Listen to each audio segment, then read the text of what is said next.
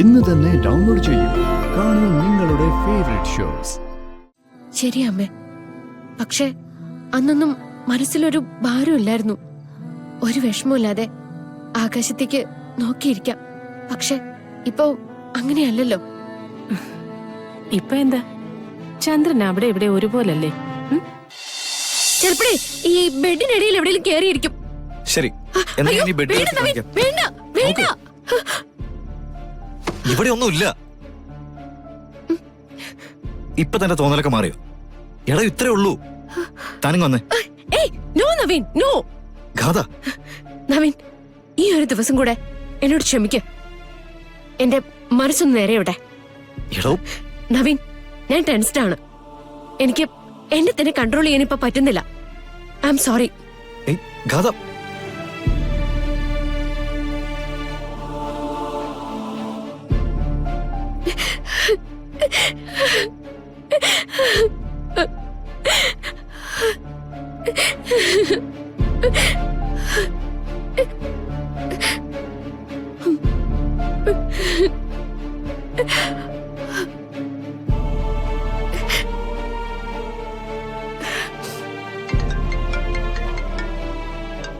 ആ മോളെ,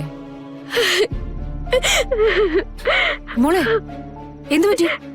എന്തിനാ കരയുന്നേ? എനിക്കിവിടെ നിൽക്കാൻ പറ്റുന്നില്ല മമ്മി. എങ്ങോട്ട് നോക്കിയാലും അവിടേക്ക് പാമ്പിന്റെ ചീറ്റലും രൂപവും.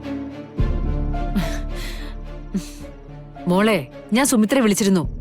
നടന്ന കാര്യങ്ങളെല്ലാം ചോദിച്ചു. അവരാരും പാമ്പിനെ കണ്ടിട്ടില്ലാത്ത സ്ഥിതിക്ക് നിന്റെ തോന്നല് തന്നെ ആയിരിക്കില്ലേ? നോ മമ്മി, അവരാരൊക്കെ നിഷേധിച്ചാലും ഈ വീട്ടില് ആ നാഗശാപം ഉണ്ടെന്നുള്ളത് സത്യാണ്.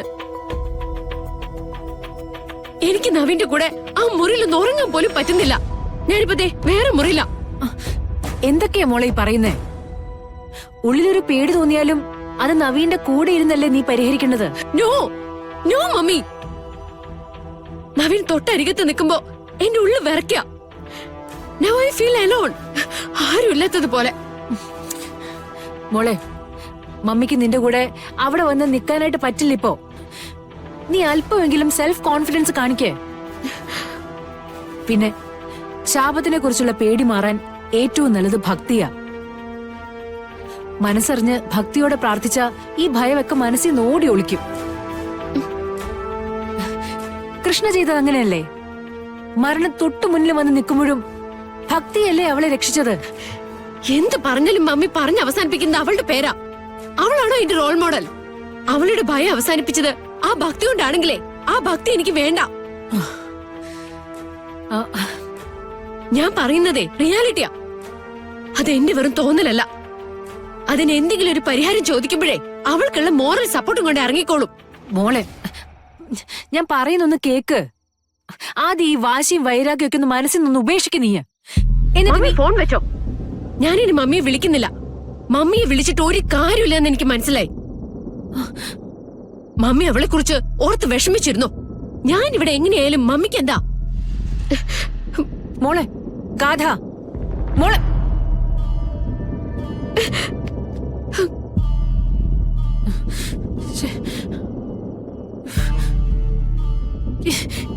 എന്തൊക്കെയാ നടക്കുന്നത്?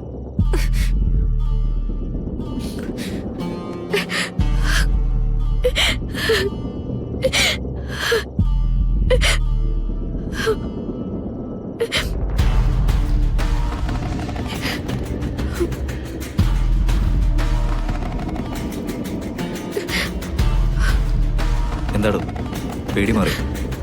ഓക്കെ ആയോ താൻ? നോക്ക് ഗാഥ, എന്റെ മുറിയാണ് തന്നെ പേടിപ്പിക്കുന്നെങ്കിൽ നമുക്ക് അവിടെ നിന്ന് വേറെ ഏതെങ്കിലും മുറിയിലേക്ക് ഷിഫ്റ്റ് ചെയ്യാം. താനൊന്ന് സമാധാനത്തോടെ ഉറങ്ങുമല്ലോ. നവീൻ, ഈ വീട്ടില് എവിടെ കിടന്നാലും എനിക്ക് സമാധാനം കിട്ടില്ല. കഥ, ഇപ്പൊ ഞാൻ വല്ലാതെ ടെൻസ്ഡ് ആണ് നവീൻ. എനിക്ക് എന്താ സംസാരിക്കേണ്ടതെന്ന് പോലും അറിയില്ല. So please leave me alone. Please Naveen, ഞാൻ ഒറ്റയ്ക്ക് മതി. ഓക്കെ, എന്തെങ്കിലും ഉണ്ടെങ്കിൽ താൻ എന്നെ വിളിച്ചാൽ മതി. മനസ്സിൽ പ്രതീക്ഷകൾ ഒരുപാട് കൂടുതലായിരുന്നു. പക്ഷേ തൻ്റെ മനസ്സ് ആദ്യം നേരെയാവണല്ലോ. Take your own time. Good night.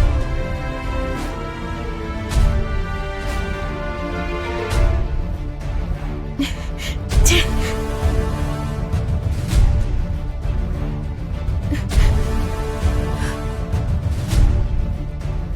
പാവം, ശാപത്തിനെ കുറിച്ചുള്ള പറച്ചിലുകളും സർപ്പബലിയും എല്ലാം കൂടെ കണ്ടും കേട്ടും അയാളുടെ മനസ്സാകെ കലങ്ങിയിരിക്കുക. അതുകൊണ്ടാവും എന്നോട് പോലും ഇങ്ങനെ പെരുമാറുന്നത്.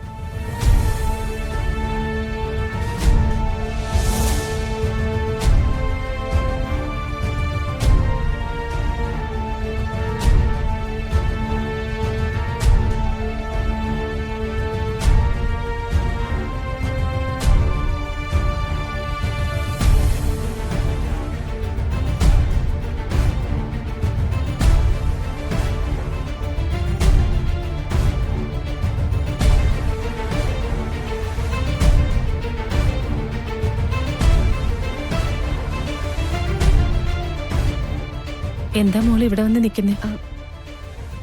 നല്ല നിലവുണ്ടമ്മേ. ഞാൻ അതൊന്ന് നോക്കി നിന്നതാ.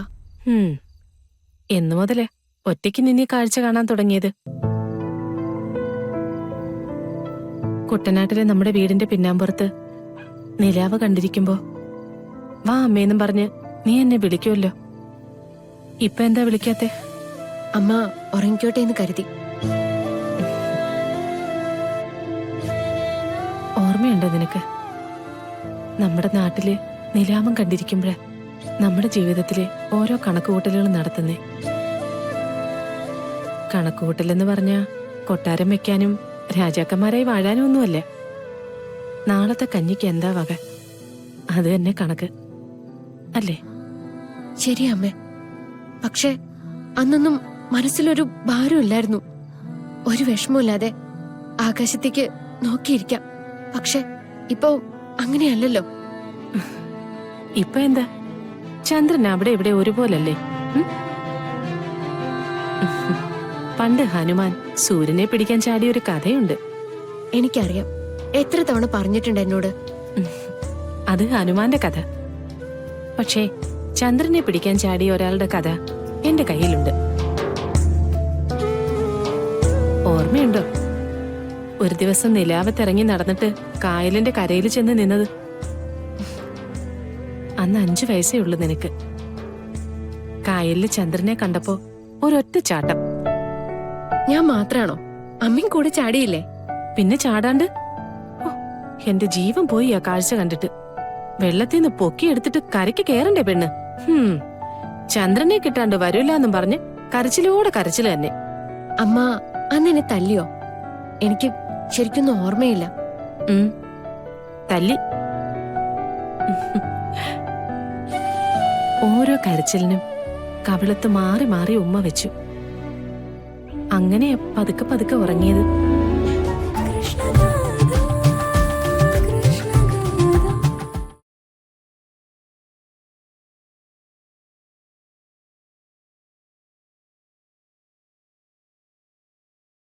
എത്രയായാലും വാങ്ങിച്ചല്ലേ പറ്റൂ. അച്ഛൻ പോയിട്ട് വാ. ഗാഥയെ ഒതുക്കാൻ പോയിട്ട് ഇപ്പൊ നമ്മള് മൊത്തത്തിൽ ഒതുങ്ങിയതുപോലെ ആയി. ഞാൻ എന്തായാലും പോയിട്ട് വരാം. എന്താ മോള് ഇവിടെ വന്ന് നിക്കുന്നേ? നല്ല നിലവുണ്ടമ്മേ. ഞാൻ അതൊന്ന് നോക്കി നിന്നതാ.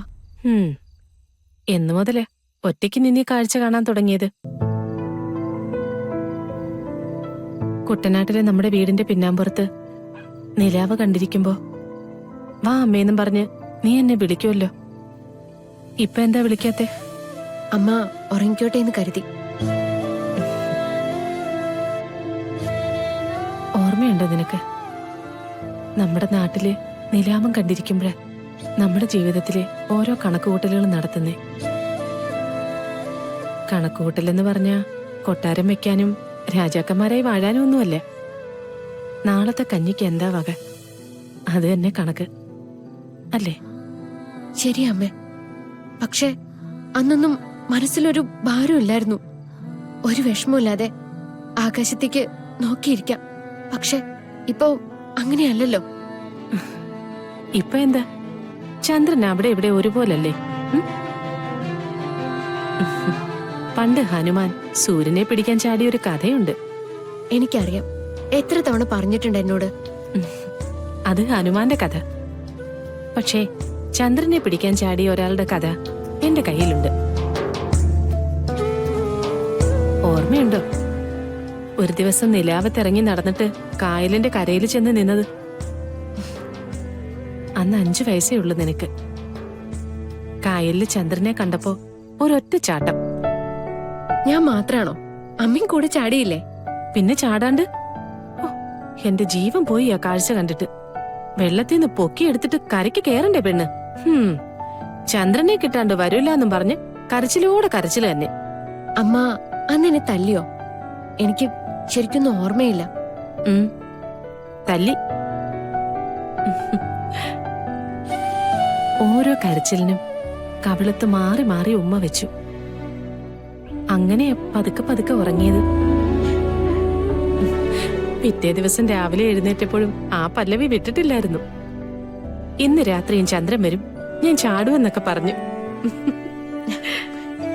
പിന്നെ ഞാൻ ചാടിയിട്ടില്ല അല്ലേ? ഞാൻ വിട്ടിട്ട് വേണ്ടേ?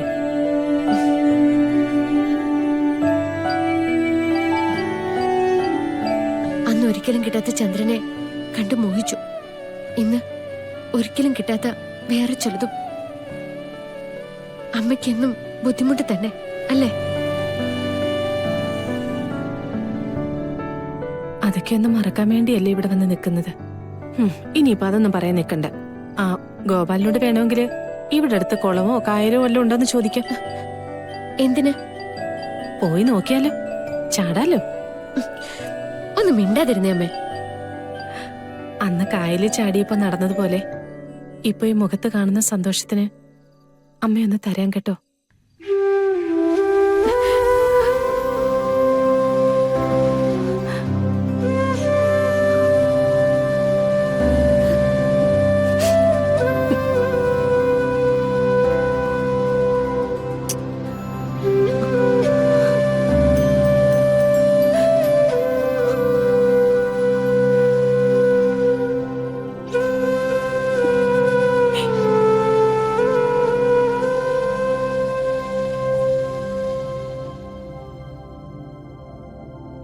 അച്ഛാ, ഇന്നെങ്കിലും തറവാട്ടിലേക്ക് തിരിച്ചെത്തിയില്ലെങ്കിൽ അവിടുന്ന് ആരെങ്കിലും അന്വേഷിച്ചു വരും.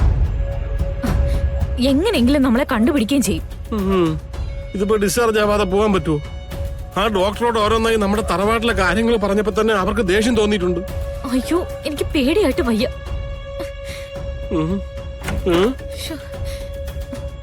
അതെ, ഈ 2 മെഡിസിനും പുറത്തുനിന്ന് വാങ്ങിത്തരണം. പുറത്തുനിന്ന് പറഞ്ഞാ ഇവിടെ അടുത്തുള്ള മെഡിക്കൽ സ്റ്റോർ കിട്ടുമായിരിക്കുമല്ലേ?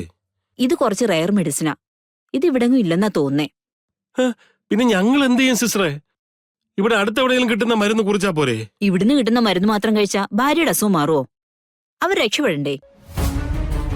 എത്രയും പെട്ടെന്ന് പോയി വാങ്ങിച്ചോണ്ട് വരും. ആ ചിറ്റൂര് ഭാഗത്ത് 1-2 വലിയ മെഡിക്കൽ സ്റ്റോർ ഉണ്ട്. മിക്കവാറും അവിടെ കിട്ടുമായിരിക്കും. ചിറ്റൂര്. അപ്പൊ ഇതിന്റെ വില എത്രയാ? വില അല്പം കൂടുതലാ. വാങ്ങി വന്നിട്ട് വിളിക്കൂ. ശരി. വില കൂടുതലാണെന്ന് പറഞ്ഞാലും നീയിപ്പോ എത്ര ആവുമെന്തോ? എത്രയായാലും വാങ്ങിച്ചല്ലേ പറ്റൂ. അച്ഛൻ പോയിട്ട് വാ. ഗാഥയെ ഒതുക്കാൻ പോയിട്ട് ഇപ്പൊ നമ്മള് മൊത്തത്തിൽ ഒതുങ്ങിയതുപോലെ ആയി. ഞാൻ എന്തായാലും പോയിട്ട് വരാം.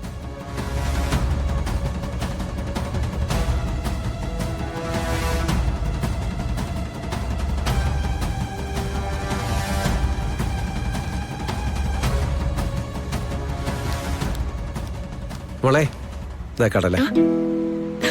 ഇതിനിടയില് ഇതെവിടുന്നാ വാങ്ങിയേ? നേരത്തെ ഒരു കപ്പലണ്ടിക്കാരൻ പോയില്ലേ, അപ്പൊ വാങ്ങിയതാ. അപ്പൊ 1-2 ആൾക്കാർ വന്നു. കപ്പലണ്ടിയേക്കാൾ പ്രധാനം ടിക്കറ്റ് ആണല്ലോ. അപ്പൊ ഞാൻ അതിന്റെ പിന്നാലെ പോയി. കഴിക്കേ. ഗോപാലമ്മ, ഇത് കൊള്ളാവുന്ന സ്ഥലം അല്ലേ? സിറ്റിക്കകത്ത് പോലെയല്ല. ആൾക്കാരൊക്കെ പതുക്കെ നടന്നാ പോകുന്നേ. എന്റെ പൊന്നു മോളെ, സിറ്റിയിൽ ഓരോ ആവശ്യമായി വന്നിറങ്ങുന്നവർക്ക് നല്ല വേഗത ഉണ്ടാവുന്നേ. അതൊന്നും പറഞ്ഞിട്ട് കാര്യമില്ല. കുറെ ആളുകൾ ആശുപത്രിയിലേക്ക്, കുറെ ആളുകൾ ഓഫീസിലേക്ക്. പിന്നെ ഈ ആൾക്കൂട്ടങ്ങൾ ഇങ്ങനെ ഒഴുകിക്കൊണ്ടിരിക്കുമ്പോ ഒരാൾക്കും പതുക്കെ നടക്കാൻ പറ്റില്ല. പതുക്കെ നടക്കുന്നവരാണെങ്കിൽ നമ്മുടെ പണി എളുപ്പാ.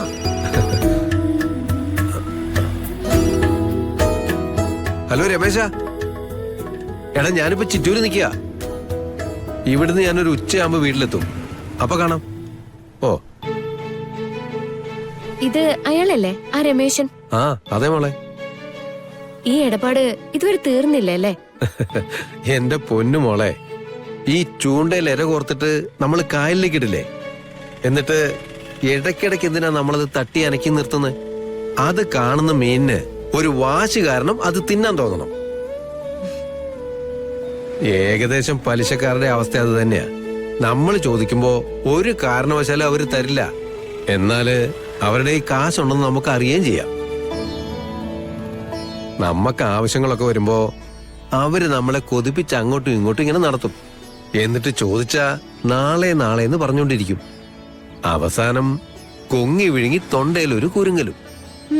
ഗോപാലമാമന്റെ കാര്യം എന്തായാലും കൊള്ളാം. എന്നെങ്കിലും ഒരു ദിവസം ഈ കടവും ബാധ്യതയൊക്കെ തീരും മോളെ. എന്നിട്ട് ഗോപാലമാമൻ ഒരു ജീവിക്കലുണ്ട്, ഒരു രാജാവിനെ പോലെ. ശരി ശരി ശരി, ഇപ്പൊ തൽക്കാലം രാജാവൊന്ന് അങ്ങോട്ട് എഴുന്നള്ളിയാട്ടെ. അതെ, പ്രജകള് വരുന്നുണ്ട്, അവർക്ക് ടിക്കറ്റ് കൊടുക്കണ്ടേ? അത് വേണം. വാ വാ മോള് വാ.